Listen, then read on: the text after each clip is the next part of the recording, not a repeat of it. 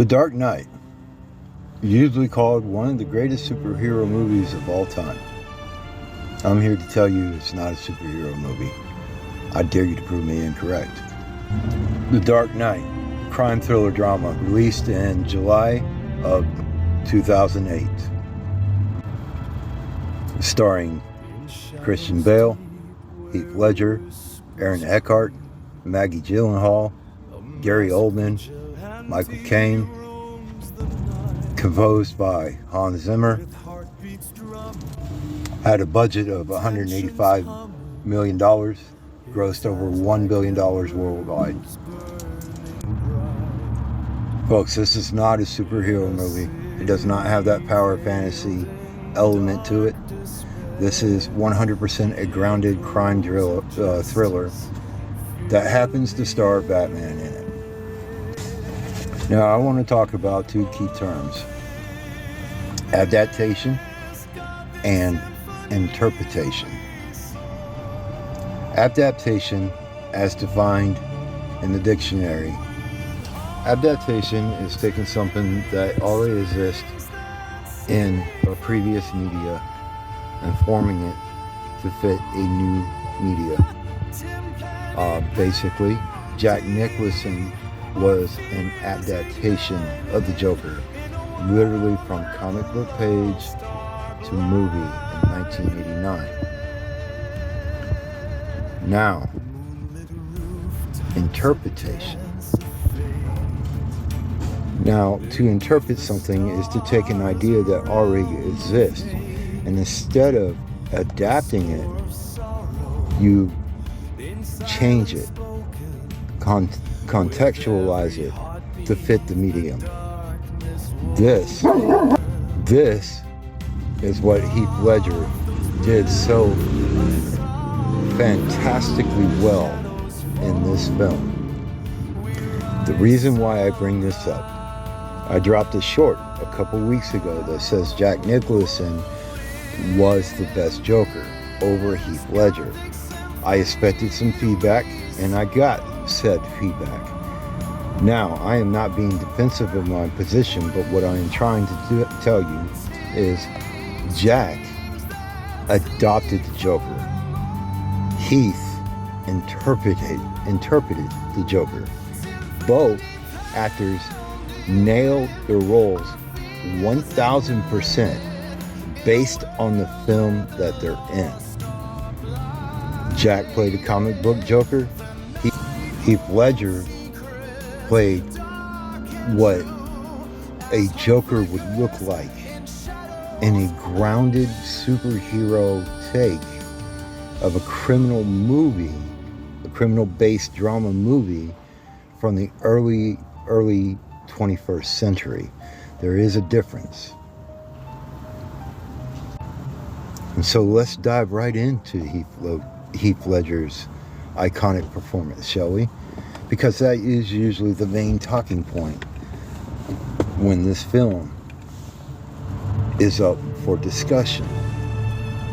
Heath Ledger did a fantastic job with all his little nuances, the licking of the lips, the posture, the pulling the hair back, the little knife play, at the dinner party scene where he just, while carrying a shotgun and the crowd is in shock, he just subtly takes an olive out of a martini glass.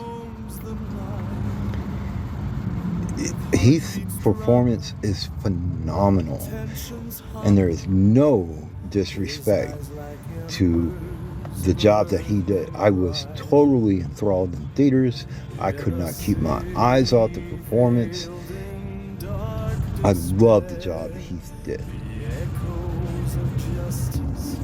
So yes, folks, Heath, may he rest in peace, deserves all the love and all the gratitude that he gets. But I still believe, from comic book to movie, Jack was a better adaptation. Moving on. Now, let's talk about that bank heist Joker, because a lot of it just doesn't line up. Everything that movie is stating that Joker's plan is for the bank heist depends on perfect timing. The criminals cannot panic. They must eliminate each criminal on cue. And let's talk about the escape in the bus. All right, the bus literally comes out of a building, like, destroyed, comes out of a hole in the wall of a bank among other bus traffic. And none of the bus drivers are going to radio that in. They're not going to notice that. And the timing, the gap between the bus 1 and bus 3, and he just fits right in the middle. Perfect timing. So a little bit of fantasy elements there, folks. Is it possible that the other buses were driven by more of his henchmen? Possibly, but the movie doesn't come right out and say that. So there's always that logical input that your brain can go, well, maybe they were all criminals driving the buses, which is a fair and valid argument. But outside of that, that plot point makes no sense. Aaron Eckhart's performance as Two-Face, Harvey Dent, in this movie is an emotional core piece. This is not a movie about Batman. This is a movie about Gotham losing faith. And his Harvey Dent portrays that all over the screen. He represents a symbol of hope in Gotham as Harvey Dent. And the underlining statement that Harvey Dent could be Batman makes 100% logical sense. And let's not forget little tie-ins back to the first movie, like with Cillian Murphy reprising his role as Scarecrow. Yeah, it's just a little tie-in, but it ties everything back together. Michael Caine, I did not mention him in Batman Begins, which is a sin on me. But his performance in this movie really grounds the fatherly love that he has over Bruce Wayne. Of course, Christian Bale comes back and delivers a hell of a performance as Bruce Wayne / Batman. But I don't think this movie really is about him at all. It's about the idea and the mythology of Batman and how he can be corrupted by an idea. How his idea, like he stated in the first movie, if I can be an idea, this movie tears apart that idea mythology and shows how it can be easily corrupted and misguided by external forces, i.e. the Joker. I like to use the example from a separate movie and a separate franchise altogether, and that's MCU's Iron Man 2, where Vanko literally says, if you can make God bleed, he will cease to exist. That is Joker's plan in a nutshell when he lays it out to the crime bosses to cause anarchy. Gary Oldman is back as Gordon. Gary Oldman's role is a much bigger role in this movie. As Gary Oldman does, he brings another fantastic performance. Gary Oldman is just a fantastic actor, full stop, or as young people say, no cap. Whatever the hell that means anyways, I don't know. Maggie Gyllenhaal reprises Rachel Dawes. I really can't say I'm a Maggie Gyllenhaal fan.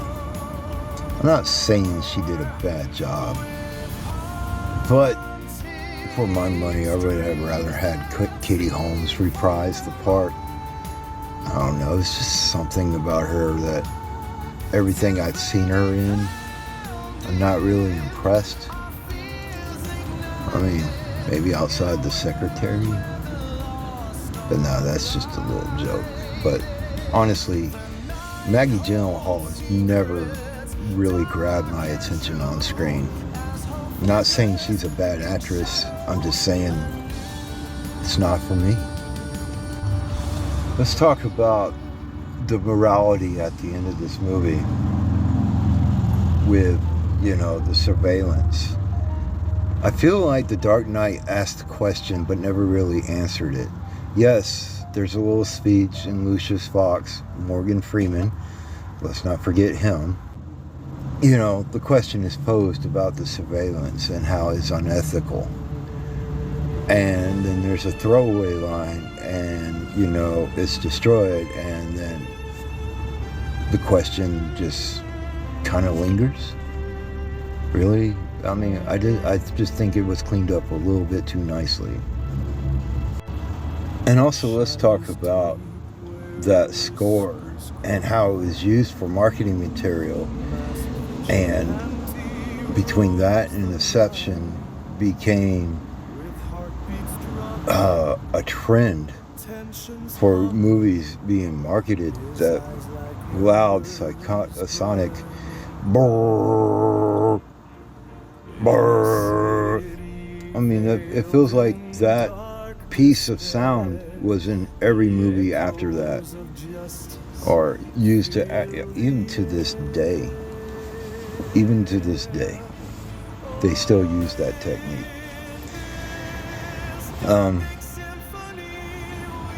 But I'm carrying on a little bit here, and there's so much of The Dark Knight that I could talk about.